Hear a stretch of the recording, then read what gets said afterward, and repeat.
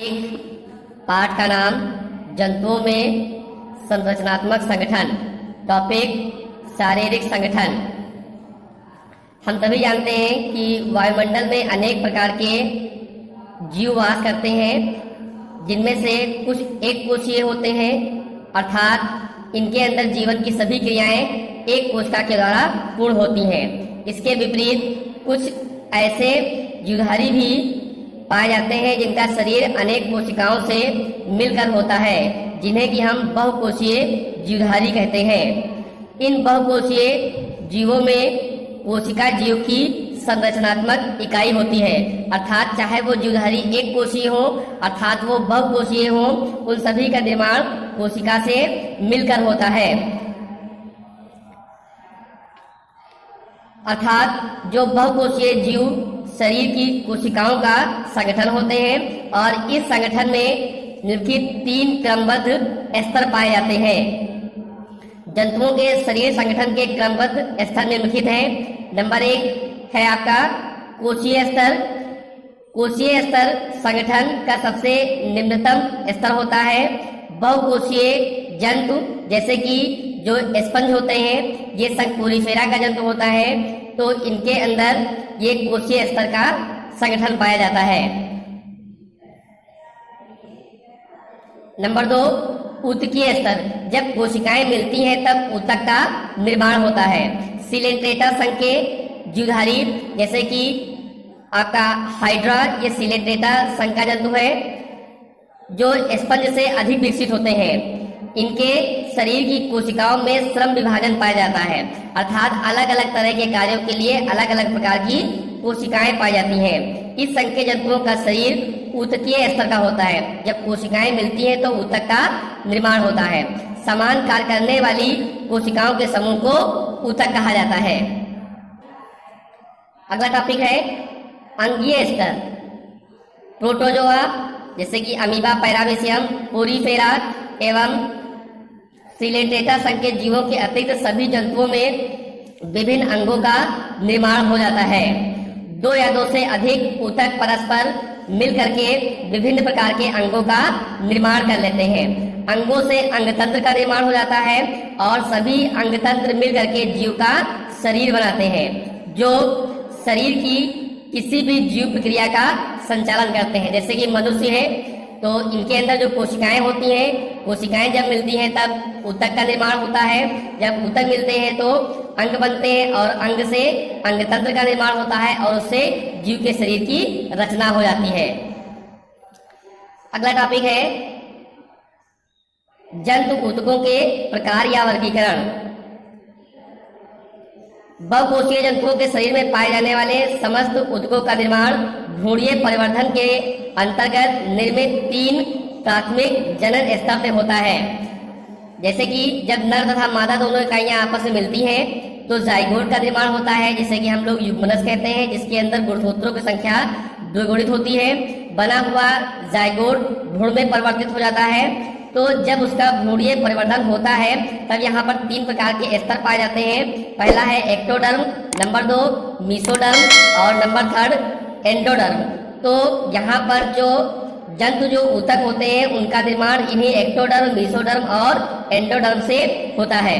आकार, रचना एवं कार्य के आधार पर ये निम्नलिखित प्रकार के होते हैं। पहला है आपका उपकला या एपिथेलियम ऊतक, नंबर 2 संयोजी ऊतक, नंबर 3 पेशी ऊतक और नंबर 4 तंत्रिका ऊतक। फर्स्ट आपको पढ़ना है उपकला या एपिथेलियम ऊतक। जितने भी सजीव जीवधारी होते हैं तो सजीवों में समस्त शरीर पर जो बाहरी परत होती है और अंगों की सतह ये एपिथेलियम ऊतक की ही बनी होती है।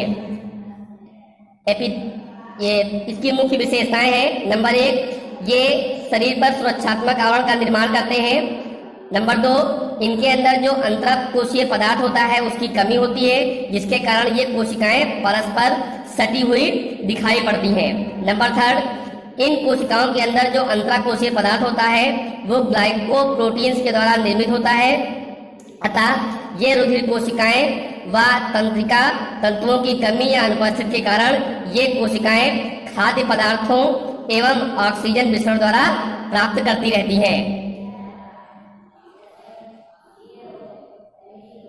अब आपको पढ़ना है उपकला या एपिथेलियम ऊतक की विशेषताएं। एपिथेलियम ऊतक का वर्गीकरण निम्न प्रकार से है। ये निम्नलिखित प्रकार के पाए जाते हैं। नंबर 1, साधारण या सामान्य एपिथेलियम। इस तरह की जो एपिथेलियम ऊतक केवल उन स्थानों पर पाए जाते हैं जो श्रावण, अवशोषण, उत्सर्जन आदि का कार्य करते हैं। ये निम्नलिखित प्रकार के होते हैं। नंबर 1, सामान्य सल्की या स्क्वैश एपिथेलियम।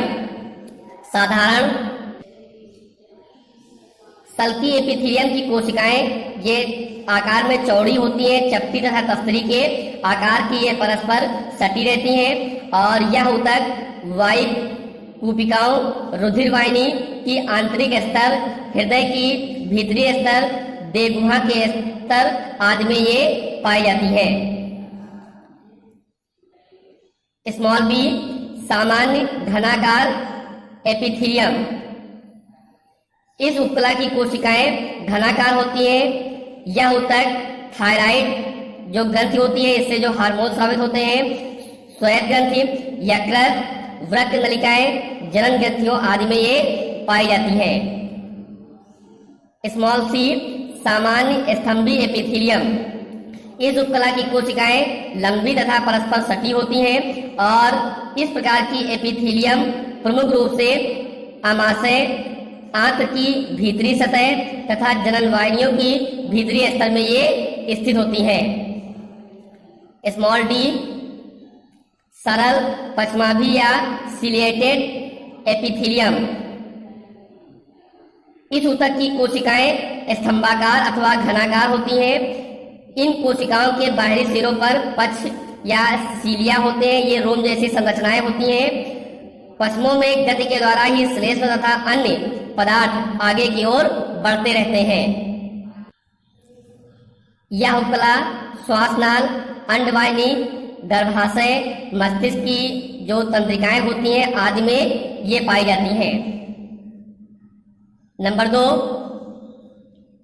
कूट या स्यूडो स्थित स्तंभी पश्चमाभी एपिथेलियम। यह ऊतक सरल स्तंभाकार उपकला का ही रूपांतरित स्वरूप होते हैं। कूट या स्यूडो स्थित जो पश्चमाभी एपिथेलियम होते हैं ये प्रायः श्वासनाल, नासिका गुहा, ग्रसनी, नर जनन वाहिनी, नर मूत्र मार्ग, एपिडाइडमिस जो अधिवर्षण होता है आदि में ये कोशिकाएं पाई जाती हैं। नंबर 3, स्तरित एपिथेलियम ऊतक। इसमें उपकला अनेक स्तरों से मिलकर के बनी होती हैं।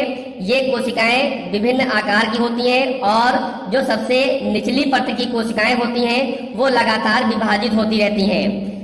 इन विभाजन के कारण ही यह निम्नलिखित प्रकार की होती हैं। स्मॉल ए, स्तरित सल्की एपिथेलियम। स्तरित सल्की एपिथेलियम की कोशिकाएं ये बाहरी स्तर की कोशिकाएं होती हैं और आकार में चपटी तथा सल्कों के समान होती हैं। यह नेत्र की कॉर्निया, वेजिना अथवा यौन, मलाशय, रेक्टम आदि में पाई जाती हैं। यह भी निम्नलिखित 2 प्रकार की होती हैं। नंबर 1, केराटिन युक्त स्तरित सल्की एपिथेलियम। इस प्रकार की कोशिकाएं एपिथेलियम त्वचा की एपिडर्मिस या उपचर्म जो क्यूटिकल की परत होती है उसका ये निर्माण करती हैं। इनकी कोशिकाओं में धीरे धीरे केराटिन नामक अघुलनशील तंतुकीय प्रोटीन जमा हो जाता है। नंबर 2, केराटिन विहीन स्तरित सल्की एपिथेलियम। इस प्रकार की एपिथेलियम कोशिकाएं नम स्थानों पर स्थित होती हैं। इनकी कोशिकाएं चपटी व सल्की होती हैं। इनमें केराटिन के जमाव के आंशिक या का पूर्ण अभाव होता है। यह आंख की कॉर्निया, मुख गुहा, ग्रसनी, ग्रासनाल व योनि आदि की गुहा का आवरण का ये निर्माण करती है। स्मॉल बी, स्तरित घनाकार एपिथेलियम। स्तरित धनाकार एपिथेलियम, ये बाहरी स्तर की कोशिकाएं जो होती हैं वो सल्की नहीं होती हैं, बल्कि ये धनाकार होती हैं। या नेत्र की श्लेष्मिका, सूर्य ग्रंथि की नलिकाएं स्त्रियों के मूत्रमार्ग आदि की गुहा का ये आवरण का निर्माण करती हैं। स्मॉल सी, स्तरित स्तंभी एपिथेलियम, स्तरित स्तंभी एपिथेलियम की कोशिकाएं, बाहरी स्तर की कोशिकाएं, ये भी सल्की नहीं होती हैं, बल्कि ये स्तंभाकार होती हैं। और या लैरिंक्स जो गुहा होती है, ग्रसनी, स्तन ग्रंथियां आदि का ये श्रावण करती हैं।